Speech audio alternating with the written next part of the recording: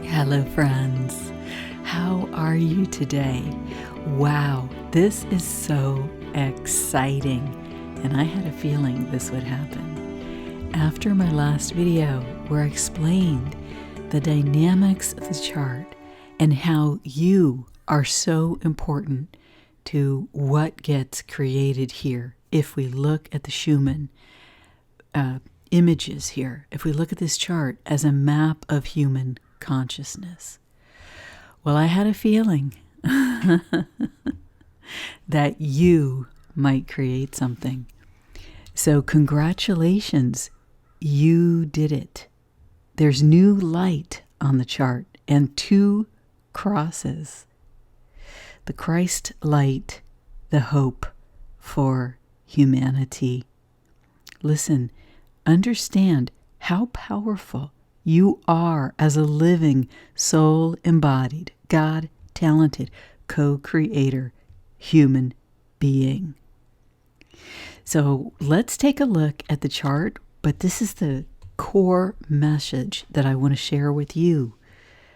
And I want to add, my Human Energy Workshop starts tonight, and I'm going to leave registration open for the next week, until the weekend, through Sunday. Okay, so if you're interested in joining, just send me a message and we'll get you signed up and get you caught up. And the other thing is, I realized in the last couple of days that there was an issue with my email, and I have not received a bunch of emails going back. So I found all of those. And if you emailed me and I did not reply to you, send me an email again. And if you'd like to join up, let's do that. Okay. And I'll leave the link for the workshop down below. All right. Now, okay. So here's the chart right here. And it was just so awesome. The white resonance poured through. Oh my goodness, I didn't even notice this until now. Look, this is the start time of the pre-existing pattern of vertical waves. This is stunning. I did not expect this. So when the light reappeared on the chart, it's reappeared at the start time for the summer pattern. Wow. I fully attribute this to an inner desire to create light on the chart. If you want to know more about this, watch my last video. It's going to be the first one in the links below. There's more magic than this on the chart, but this is what I want to just focus on right now. And if we look at the frequencies, amplitudes, and qualities, you can see that there was a drop-off in the frequencies down to the lower end of the range during this light extravaganza, all right? Because here's 14, that's when the drop-off. So smack in the middle of this light coming onto the chart of an expanded frequencies is what I would call the white resonance, maybe a celestial quality to it. And it's got these crosses. I thought that was so cool, especially having talked about the Christ light in my last video. So when is it the most powerful? When you create like this, okay? Your inner power derives from your living relationship with God, the Most High, the creator of the universe, with your own soul. And then with your choice to align with divine will through you. Okay? So what I'm saying is that when you do that alignment, if you feel guided to create something even intending, as an experiment, this light is going to show in human consciousness. When there's power behind that is when the impulse comes through you from divinity, and then you act in alignment with that divine guidance within you. That's aligning with divine will. And that's where we are super powerful creators as human beings. This is the thing that the law of attraction leaves out, okay? So this is the secret to true creation. I just want to show you the amplitudes. We actually got some power on the chart as well. It was so exciting. We're up to 26 in the white and then 15 in the yellow and then dropping off after that. In the qualities, was there some movement? Maybe a little bit, but still pretty moderate and low. And we still had this spike on the chart at 18 from the red, maybe from some passion, maybe from something else.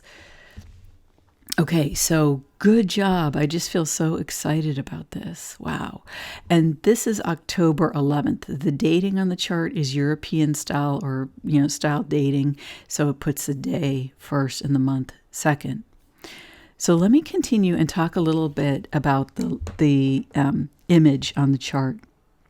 What I wanted to say here is that to underestimate your own light, that you are, the truth that you have the ability to have a living connection with the divine through you, with the light of your own soul, with the living light of God that you are.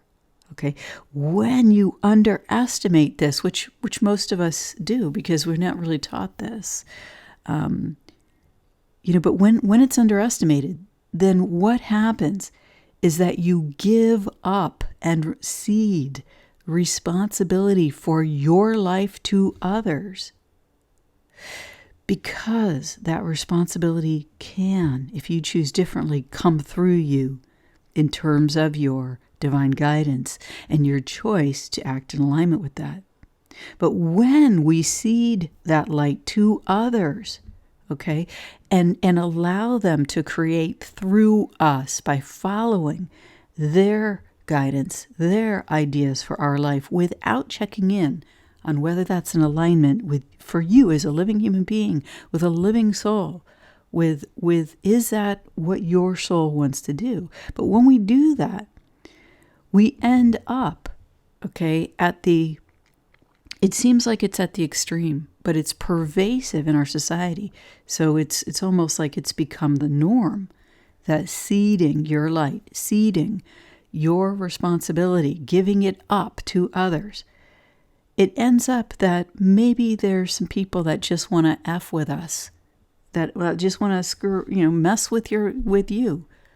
That's where we're at. I mean, we've got people feeding bugs to children. I mean, it's just the most ridiculous thing.